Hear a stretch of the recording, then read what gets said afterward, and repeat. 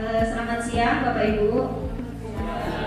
Terima kasih sudah hadir dalam kegiatan penyebaran pemahaman dan penerapan pengalaman budaya positif calon guru penggerak angkatan 11 atas nama saya sendiri, Ika Sunarmi. Jadi pada siang hari ini saya akan berbagi pemahaman saya terhadap budaya positif. Ini merupakan salah satu modul yang kami pelajari di dalam pendidikan guru penggerak, yakni budaya positif.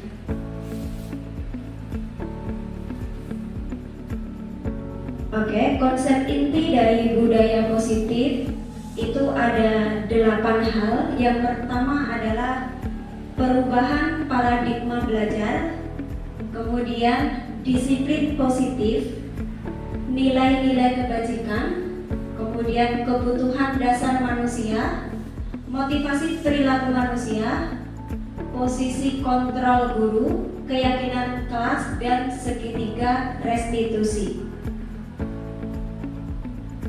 Pembelajaran dengan paradigma baru. Pembelajaran dengan paradigma baru merupakan pembelajaran yang dirancang berdasarkan prinsip pembelajaran berdiferensiasi, sehingga para peserta didik belajar sesuai kebutuhannya berdasarkan tahap perkembangan sesuai teori psikologi modern untuk mewujudkan profil pelajar Pancasila.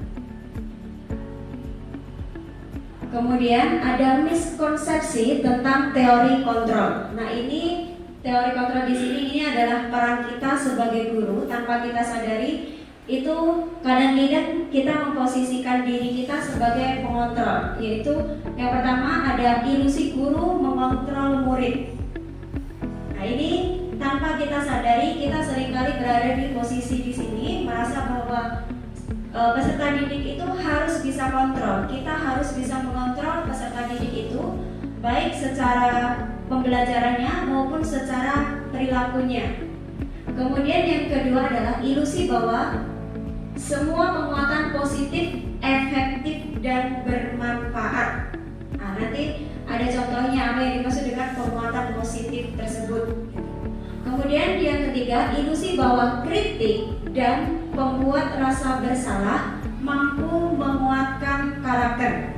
Ini biasanya kadang-kadang kalau kita menegur peserta didik, itu kita melalui kritikan gitu, dengan harapan peserta didik itu bisa mengalami perubahan dengan apa yang kita lakukan gitu. Nah, itu ternyata merupakan bagian dari miskonsepsi. Kemudian ilusi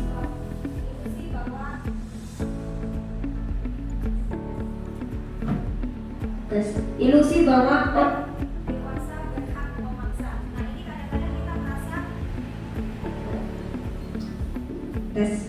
Yang terakhir ini adalah ilusi bahwa orang dewasa berhak memaksa.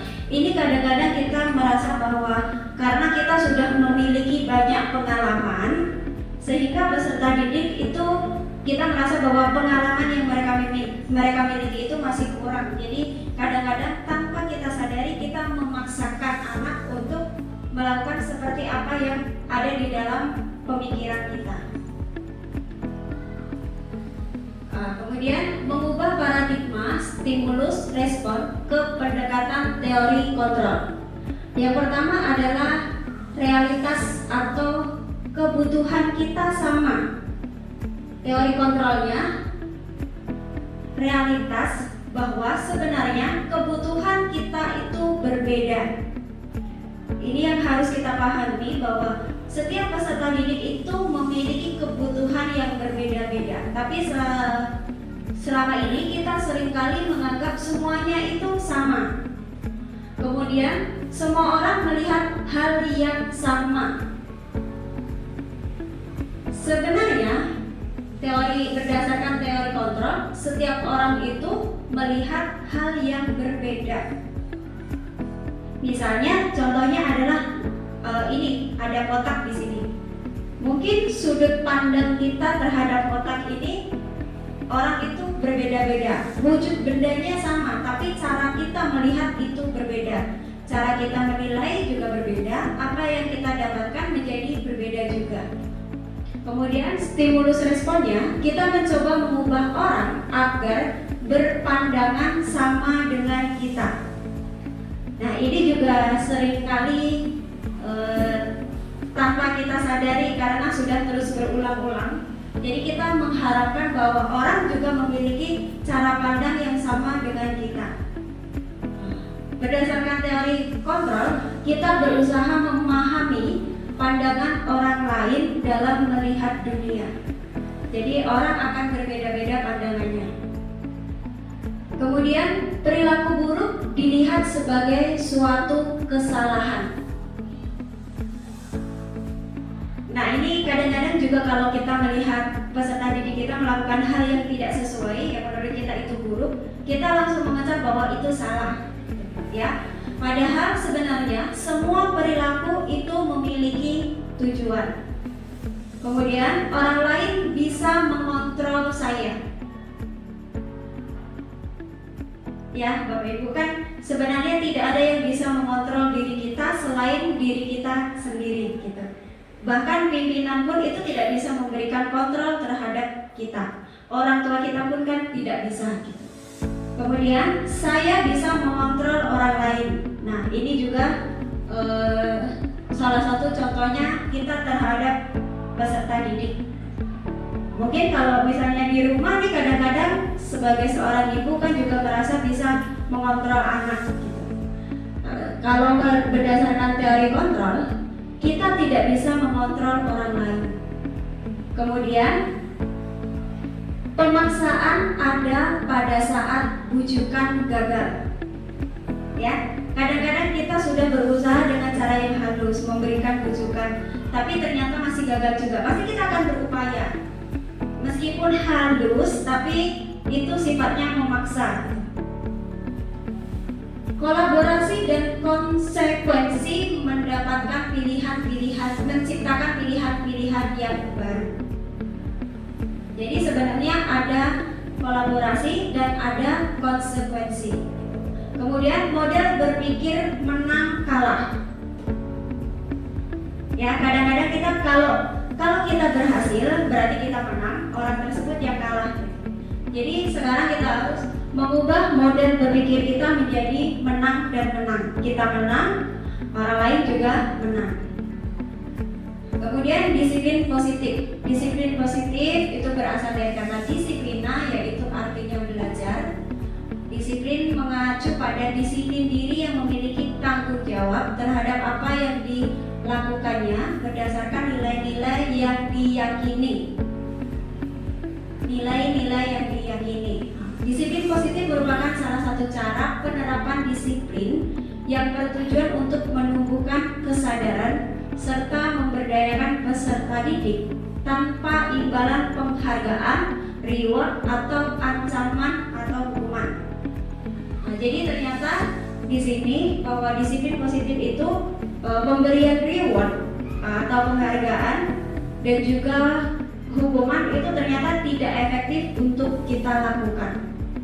Kemudian sebagai pendidik, tujuan kita adalah menciptakan peserta didik yang memiliki disiplin diri sehingga mereka berperilaku mengacu kepada nilai-nilai kebajikan universal dan memiliki motivasi intrinsik dalam perubahan perilaku ke arah yang lebih baik. Jadi harapannya ada kebajikan-kebajikan universal itu yang tertanam pada diri peserta didik dan mereka juga memiliki motivasi dari dirinya sendiri. Jadi bukan sekedar guru yang selalu memotivasi, tapi mereka pada akhirnya bisa memiliki motivasi sendiri.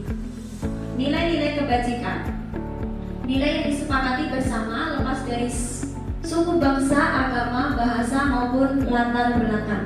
Nah, contoh nilai kebajikan institusi atau organisasi yang pertama, profil pelajar Pancasila, yaitu beriman, bertakwa kepada Tuhan Yang Maha Esa, berakhlak mulia.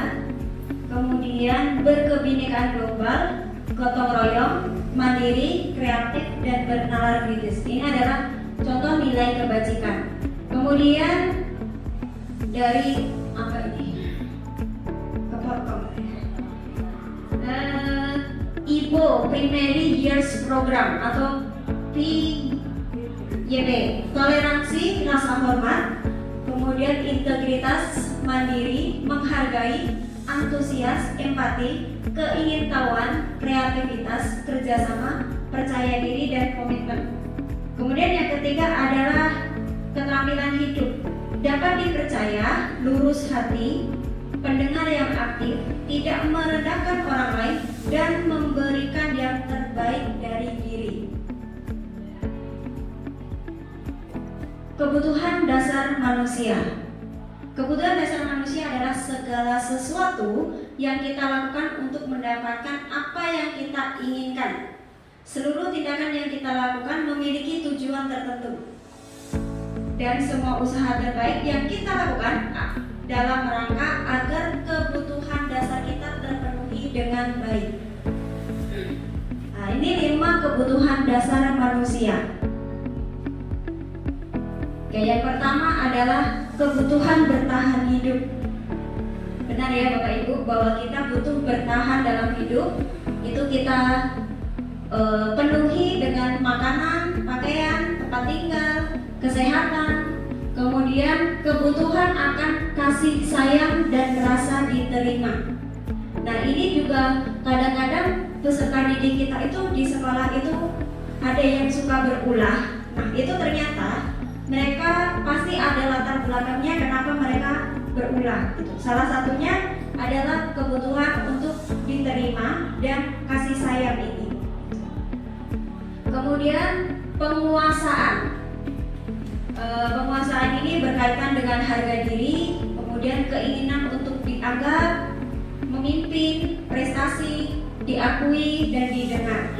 Kita semua pasti memiliki kebutuhan ini. Kemudian yang keempat adalah kebebasan. Di sini kita dituntut untuk mandiri, kemudian kita juga memiliki pilihan, mencoba hal baru, mampu mengendalikan arah diri. Dan yang terakhir adalah kesenangan, bermain, kemudian humor, antusiasme, tertawa, misalnya. Itu adalah kebutuhan akan kesenangan. Kemudian motivasi perilaku manusia, yaitu ada 2, yakni motivasi ekstrinsik dan intrinsik. Ekstrinsik ini untuk menghindari ketidaknyamanan atau hukuman. Kemudian untuk mendapatkan imbalan atau penghargaan dari orang lain. Nah, contoh kalau yang menghindari ketidaknyamanan atau hukuman ini Bapak Ibu, kadang-kadang kalau kita bertemu dengan peserta didik yang melakukan pelanggaran, kita tanya ke dia, pasti jawabannya yang pertama adalah dia tidak mengakui itu, berkelit.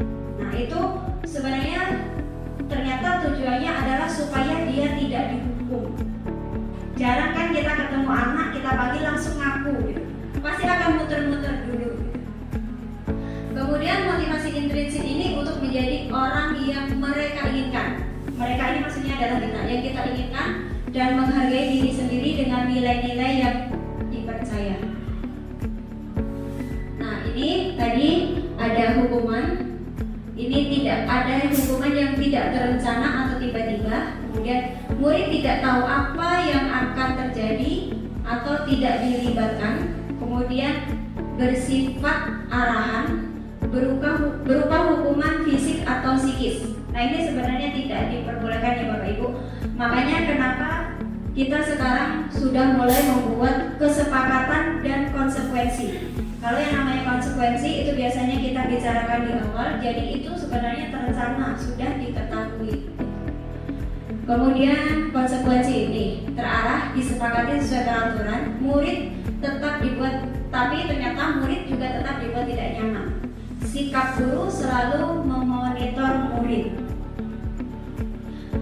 Untuk menjawab hal tersebut, ada yang namanya restitusi, proses menciptakan kondisi bagi murid untuk memperbaiki kesalahan, dan proses kolaborasi yang mengajarkan murid untuk mencari solusi sendiri. Terus terang, untuk menerapkan restitusi ini memang bukan hal yang mudah. Jadi kami kemarin sempat berdiskusi, pengalaman dari Bapak Ibu calon guru penggerak lainnya juga sama. Rata-rata ketika melihat hal yang salah, hal yang tidak sesuai, itu kita pertama emosinya dulu. Ya, kalau disuruh begini kan kita tanya dulu nih ke anak. Udah tahu anak itu salah tapi kita tanya dulu. Saya ke Bu Vivi, Vivi apa kabar? Gitu. Susah kan ya Bapak Ibu ya? Udahlah hati ini kesal harus ngomongnya lembut-lembut lagi. Gitu. Nah, tapi nanti kita coba pelan-pelan ya. 5 posisi kontrol guru. Yang pertama itu adalah sebagai penghukum. Pernah tidak Bapak Ibu berada di posisi ini? Sering, sama, oke. Membuat rasa bersalah. Tanpa kita sadari itu, kita langsung membuat murid itu merasa bersalah kan? Nah, kadang-kadang tidak kita gali dulu, tapi kita sudah menempatkan dia di posisi yang salah.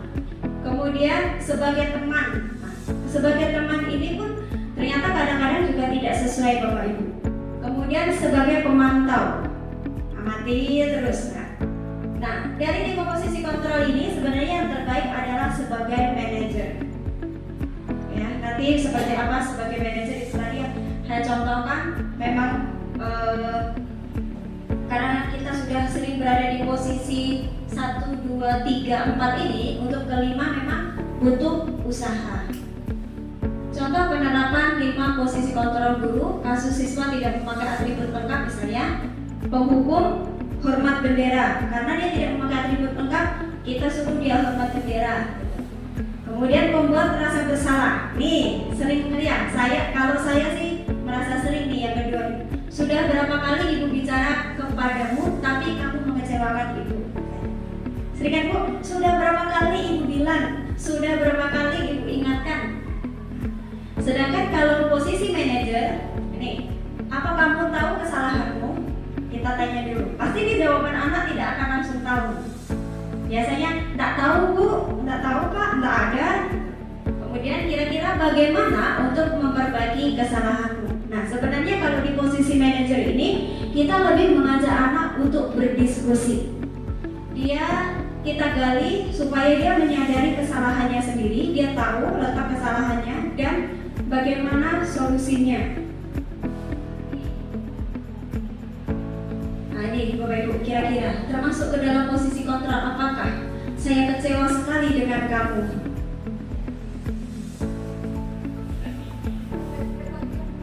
Baik lagi ya.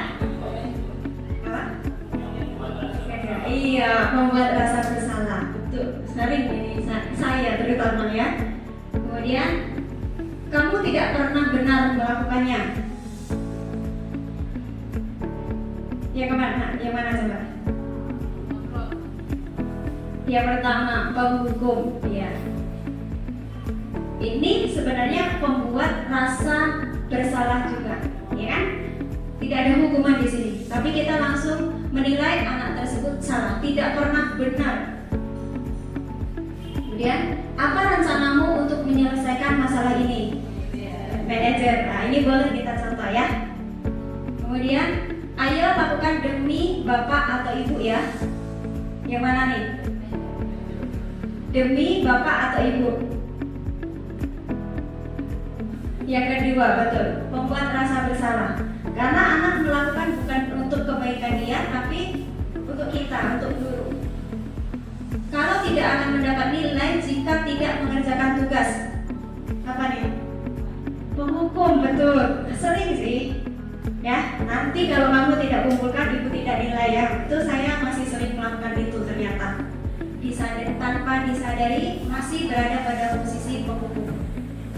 Kemudian keyakinan kelas. Mengapa harus keyakinan kelas, bukan peraturan kelas? Nih ya, keyakinan kelas dan peraturan kelas. Kira-kira kenapa Bapak Ibu? Kenapa bukan peraturan kelas saja? Kan kita punya tuh peraturan. Karena kalau keyakinan pasti nanti diterima oleh kesepakatan bersama antara guru dengan siswa. Iya betul. Kalau keyakinan itu karena dibuat bersama-sama dengan siswa, siswa dilibatkan. Sedangkan peraturan kelas itu biasanya siswa tidak dilibatkan. Kita sudah membuat, siswa harus mengikuti ini. Iya betul. Pembentukan keyakinan kelas itu bersifat abstrak, berupa pernyataan universal. Kemudian dibuat dalam pernyataan positif. Sedikit saja agar mudah diingat, sesuai kondisi kelas dan semua warga terlibat. Nanti saya ada contoh. Ini segitiga restitusi tadi, suatu proses dialog yang dijalankan oleh guru agar dapat menghasilkan murid yang mandiri. Yang pertama itu adalah menstabilkan identitas dulu. Ini yang pertama. Nah, jadi biasanya kita bertanya, misalnya menanyakan kondisi anak itu. Seperti saya contohkan, Bu Vivi apa kabar? Saya sudah makan belum? Sedang sehat? Nah, itu menstabilkan identitas. Kemudian validasi tindakan yang salah. Kita tanyakan, tadi tindakanmu itu ada nggak yang salah? Kemudian menanyakan keyakinan. Jadi berdasarkan keyakinan yang sudah kita buat, adakah pelanggaran yang kamu lakukan? Kira-kira keyakinan yang mana yang kamu lakukan? Seperti itu.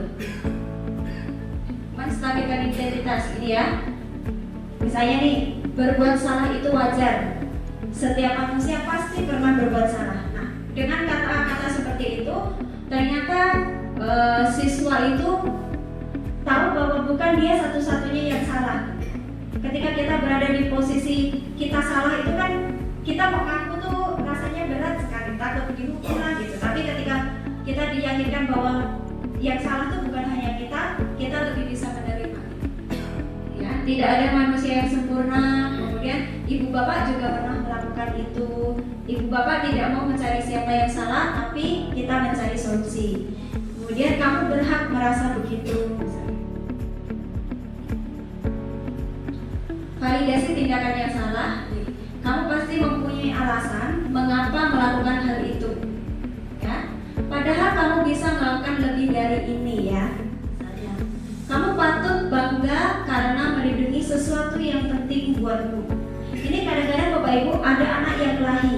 Kita kan tidak tahu asal mulanya apa dia berkelahi. Nah, itu kadang-kadang ya di sini nih. Kemudian kamu melindungi sesuatu yang penting bagimu. Ini contohnya. Kemudian menanyakan keyakinan. Apa keyakinan kelas kita?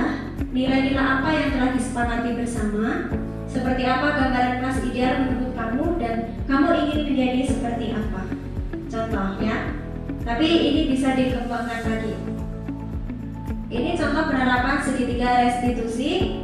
Jadi kemarin salah satu tugasnya adalah membuat contoh kasus. Sebenarnya pada saat membuat contoh kasus ini saya benar-benar ketemu satu kasus yang langsung saya praktekkan. Cuman itu tidak saya videokan, cuman saya tidak tampilkan di sini. Ini contohnya, ini adalah Bintang, siswa kelas 7E. Kalau yang ngajar tahu. Jadi kasusnya itu adalah dia berkelahi di kelas. Gitu.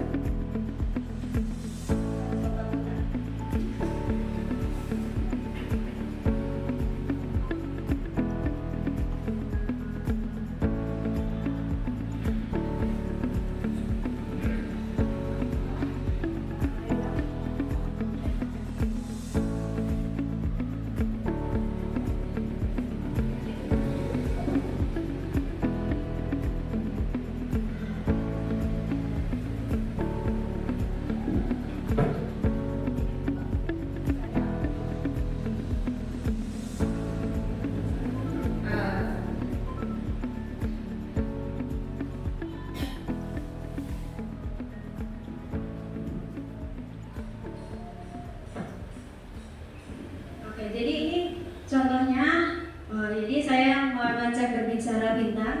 Ini memang contoh kasusnya memang dikondisikan. Jadi belajar juga. Tapi anak ini memang intinya saya udah kasih tahu dulu kasusnya seperti ini, tindakan anak itu seperti apa gitu. Jadi dia memang di awal tidak akan mengaku.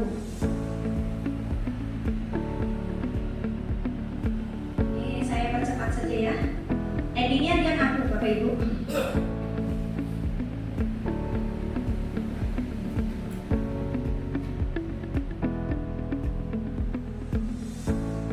Kalau ini membuat keyakinan kelas di kelas 9C.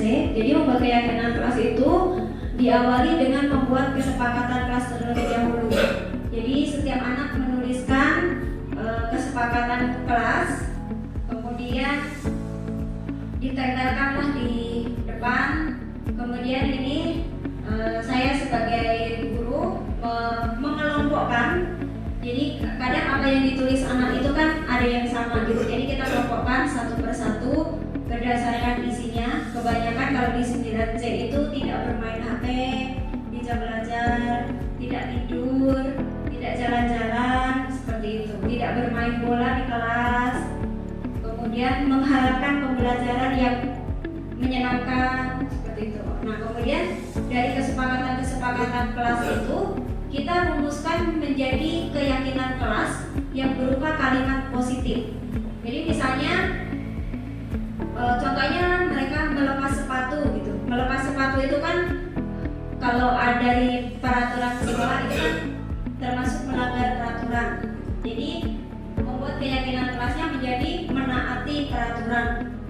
Kemudian tidak bermain HP dan tidak bermain saat jam belajar di kelas, tidak bermain bola di dalam kelas, itu kan mengganggu ketentraman di kelas. Kemudian berarti kita buat keyakinan kelasnya menghargai orang lain, karena itu contoh perilaku tidak menghargai. Jadi kita buat keyakinan kelasnya menjadi menghargai orang lain.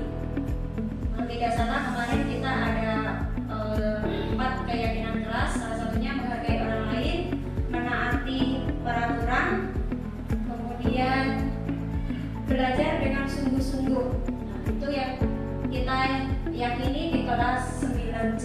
Nah, itu contoh pelaksanaannya Bapak Ibu. Demikianlah penyebaran pemahaman yang dapat saya sampaikan. Apabila ada pertanyaan, kami persilakan.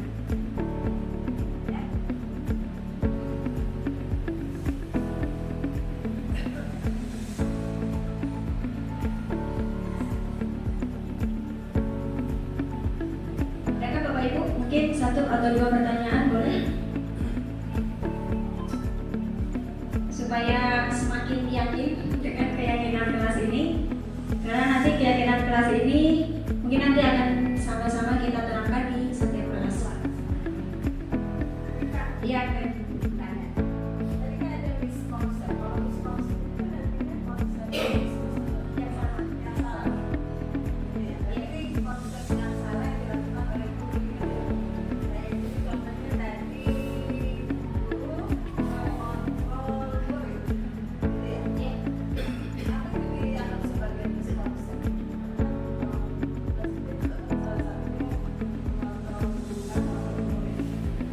Karena yang dimaksud dengan guru mengontrol murid itu misalnya kita mengharapkan dia mau seperti apa yang ada di benak kita kan. Kita kan maunya anak tuh seperti ini A B C D E F G H gitu. Nah, jadi itu yang sebenarnya tidak boleh. Kita kalau sebagai manajer tapi kita berdiskusi. Tapi bukan mengontrol. Iya. Kalau mengontrol itu nanti jadinya kita akan melihat menunjuk kesalahannya. Tapi kita tuh tugasnya sebenarnya mendampingi, gitu, menuntun. Ya kalau bahasanya Ki Hajar Dewantara itu menuntun. Iya betul. Menuntun ya, bukan menuntut. Nah, beda satu huruf nih. Letakkan satu hurufnya. Ada lagi?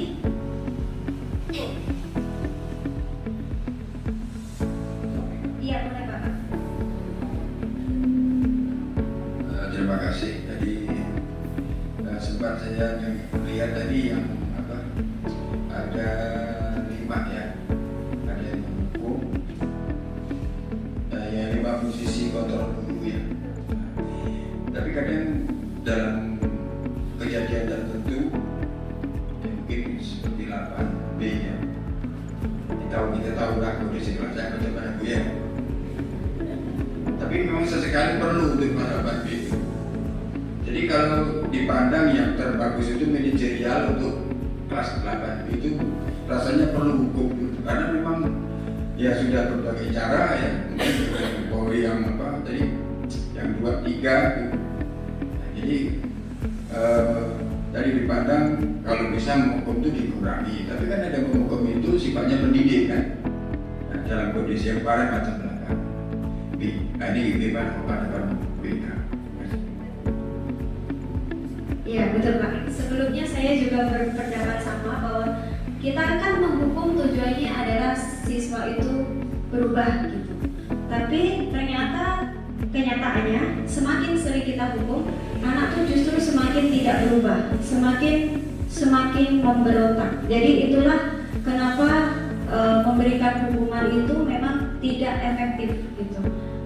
Kalau misalnya yang harus kita lakukan memang adalah tadi kita menanyakan dulu apa kesalahannya, kemudian konsekuensi itu adalah apa yang seharusnya mereka lakukan gitu. Jadi ya, tidak lagi berupa hukuman. Misalnya anak melakukan ini, kita kasih hukumannya ini gitu. Misalnya kayak contohnya anak terlambat kemudian menulis 100 kali saya tidak akan datang terlambat. Itu kan harapan kita kan, dulu kan kita berpikir dengan begitu anak akan cerah, kemudian dia tahu dia tidak akan terlambat gitu. Tapi kan itu tidak ada korelasinya antara tindakan dia dengan hukuman yang dia terima, kan tidak ada korelasinya. Jadi memang ya kadang-kadang memang kita belum bisa mengontrol bahwa kita masih tetap menghukum. Nah itu memang kita akui Pak, pasti masih ada gitu. Tapi manajerial itu pada akhirnya adalah anak itu menjalankan konsekuensi dari kesalahannya dia. Tapi dia temukan sendiri gitu. Dia temukan sendiri itu kesalahannya gitu. Kadang tuh kita kan semakin salah, semakin berusaha untuk membela diri. Tapi kalau kita ajak berbicara dengan baik, biasanya anak itu menemukan. Sebenarnya saya kemarin menemukan salah satu contoh yang memang benar saya temukan karena tidak berdasarkan skenario yang sudah saya buat. Jadi saya tidak tampilkan. Jadi anak tuh bermain HP, akhirnya saya panggil, saya tanyakan karena ada temannya yang melaporkan. Jadi saya panggil, kenapa bermain HP? Jadi dia tadinya dibilang enggak gitu, tapi kan tadi temanku bilang, kenapa kamu bermain HP? Barulah dia bercerita, ternyata dia dihubungi orang tuanya karena dia tak bawa bekal, jadi dia mau dikasih uang gitu. Nah habis itu tanyakan lagi, jadi kalau kamu main HP ada tidak keyakinan kelas yang kamu langgar gitu? Ada bu, apa? Jadi dia sendiri yang mengungkapkan. Tapi memang ya Bapak Ibu, kita tuh kadang-kadang merasa agak gregetan, tidak sabar untuk menunggu jawaban anak. Memang ini butuh kesabaran tingkat tinggi. Kira-kira begitu Pak Sangat. Jadi sebenarnya kalau kita bisa menerapkan manajerial itu, hukuman itu bisa kita kurangi, tapi anak tetap menjalankan konsekuensinya. Ya, kita tetap akan mengarahkan gitu. Mudah-mudahan di 8 itu kita dekati dengan tidak Ya. tapi namanya memang ujian kita masih berat. Ya. Bila ada kesempatan kelas sudah dilakukan, terus merasa bersalah kayaknya tidak mempan berikan ada merasa bersalah. Yang ketiga kan, kemudian kedua sebagai teman apalagi kita gurunya dorong. Ya. Ya, jalan pintu, dapat pintu, ada beberapa anak tadi. Jadi saya kira memang dari 5 dan 1 ini, bagaimana kita memanage anak itu baru kita tetap menjalankan hukuman. Ya tidak dapat pintu mungkin ya. Biasanya kan dalam satu kelas itu pasti yang melakukan hal-hal itu kan tidak semua Pak. Nah jadi kita memang harus panggilnya anak itu, dan supaya kita bisa menemukan itu, kita aja berbicaranya tuh tidak berkelompok sih sebenarnya. Memang per anak yang kita dekati. Kalau satu kelompok itu biasanya ada yang satu mendengarkan, yang lain tak mendengarkan tuh lewat saja gitu. Tapi kalau satu persatu, mungkin memang misalnya mereka ribut atau main di kelas gitu. Nanti kesalahan yang ditemukan tuh beda-beda setiap anak gitu. Alasan melakukan hal itu tuh pasti beda-beda. Nanti pelan-pelan kita coba ya Pak Selamat ya. Sisi positif itu juga itu sebenarnya kompak Pak. Kompak itu negatif gitu. Nah, sekarang kan bagus ya. Nah, itu kan negatifnya. Negatif itu bagaimana? Kompak tapi positif gitu. Bagus gitu.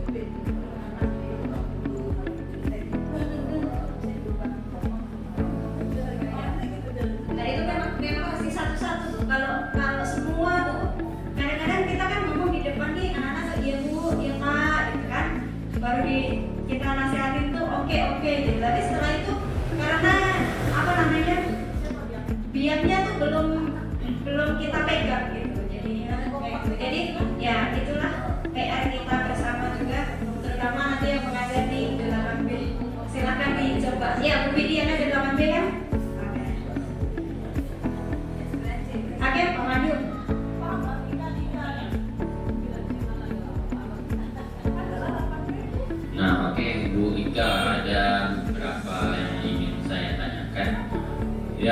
pertama itu saat kita membuat suatu keyakinan di kelas, apakah harus disertai konsekuensi, ya? Artinya misal, keyakinannya tidak boleh bawa HP, dan apakah langsung ada konsekuensinya kalau misalnya bawa HP. Nah, kemudian yang kedua, kan tadi misalnya hukuman itu tidak baik, ya kan? Misalnya bagaimana pada saat kita membuat suatu keyakinan ternyata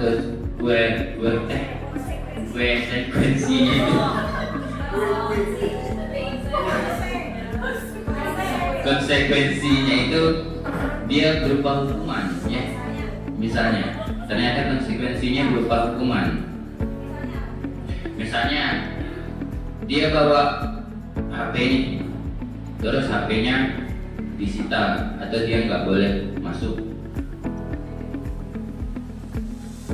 Dan itu yang kedua, konsekuensinya berupa hukuman. Kemudian yang ketiga, misalnya kalau konsekuensinya bukan berupa hukuman, itu kira-kira bagusnya bagaimana konsekuensinya? Oke, terima kasih. Terima kasih Pak Pandu. Oke, yang pertama ya, tidak boleh membawa HP itu kesepakatan, itu belum menjadi keyakinan. Keyakinan kelasnya adalah menghargai orang lain dan mematuhi aturan. Ya, membawa HP itu kan tidak mematuhi aturan. Misalnya, sebenarnya membawa HP tidak, kita boleh bermain HP yang tidak kan? Nah, kemudian apakah harus disertai dengan konsekuensi? Sebaiknya iya.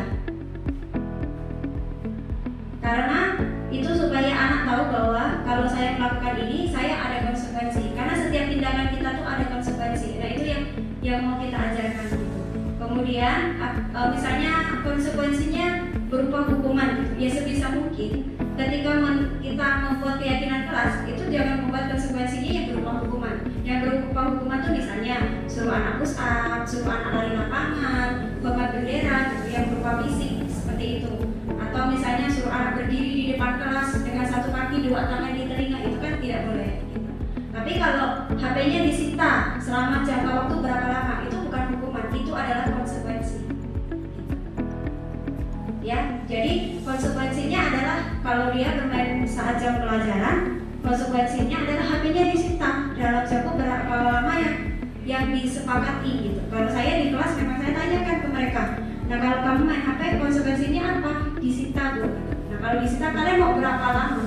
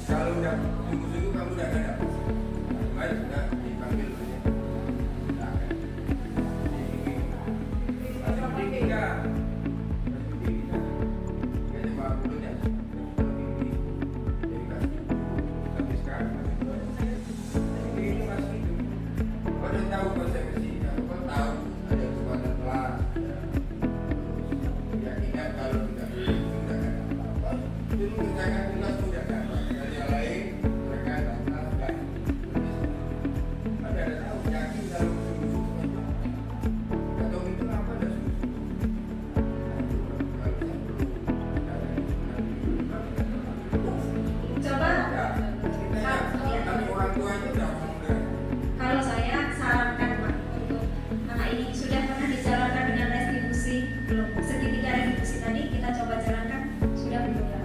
Nah, karena kalau misalnya kita selama ini memang di sekolah kita sudah membuat kesepakatan kelas gitu ya, tapi kita belum belajar tentang restitusi, segitiga restitusi tadi.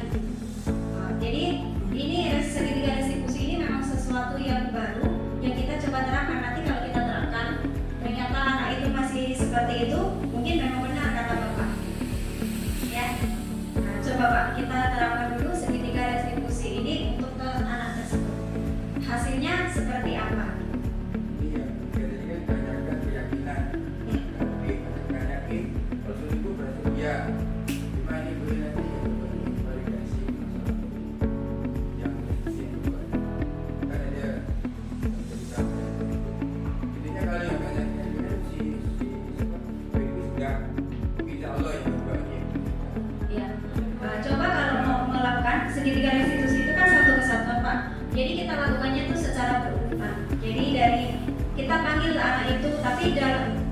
dalam kondisi yang baik-baik. Karena kadang anak kalau salah kita panggil udah tahu duluan, dia udah tahu dia salah gitu. Jadi akan mengelak membentengi dirinya. Jadi kita coba panggil di kondisi yang sedang baik, kita ajak dia ngobrol, kondisikan dulu anak siap bercerita. Kadang-kadang memang kita tidak tahu latar belakangnya. Itu aja. Apakah masih ada pertanyaan? Iya. Misalnya kalau harus di kelas, kalau misalnya siswanya tidak piket, kira-kira konsekuensi yang bagus itu. Tidak pikir konsekuensi yang bagus. Kalau tanya saya terus terang, saya tidak bisa menentukan. Jadi dibuat berdasarkan kesepakatan di kelas. Kalau saya sendiri, kesepakatan saya tidak Itu kesepakatan bapak tidak boleh dilakukan, harus kesepakatan anak. dari sendiri sama Ah. gimana kalau Iya. Saya sendiri akan temukan. Ya kalau misalnya mereka sudah sepakat itu mau dilakukan, silakan. berubah kan itu kan anak. Sama kayak Pak Pandu. Jadi ada beberapa anak di kelas itu kan suka malas sertifikat, apalagi pada sertifikat pula. Nah, dia alasannya itu sudah diukur anak-anak itu. Jadi sebenarnya konsekuensinya ke anak itu, dia kalau seandainya sampai 2 kali atau 3 kali, kita sebagai cewek, cewek cowok, cowok, apapun itu juga bisa aja. Itu hukuman. Iya betul, itu maksudnya hukuman. Jadi kalau konsekuensi itu sudah disepakati, anak tahu bahwa dia melakukan ini gitu, dan dia harus siap dari awal bahwa kalau dia melakukan itu, ini yang harus terjadi. Maksudnya dia harus di kondisi dia siap melakukan itu gitu Pak, bukan dalam kondisi terpaksa. Nah, kalau misalnya kesepakatan kelasnya seperti itu, silakan. Silakan. Kalau itu disepakati bersama-sama ya. Dia yang buat. Iya, apalagi kalau sudah anak sendiri yang menentukan, nah kita tinggal sebagai ini memantau aja, posisi pemantau. Jadi kita tinggal mendampingi saja. Kalau yang seperti itu, tapi harus dijalankan karena kadang kalau konsekuensinya tidak dijalankan terulang. Itu saja, Bapak Ibu. Oke, terima kasih atas kehadirannya. Terima kasih juga atas tanya jawab tadi, memberikan banyak masukan juga untuk saya. Mudah-mudahan keyakinan diseminasi budaya positif ini bisa nanti kita sama-sama laksanakan di sekolah kita, sehingga keyakinan kelas itu bisa menjadi keyakinan sekolah. Terima kasih. Iya siap, nanti saya share. Terima kasih, selamat siang Bapak Ibu.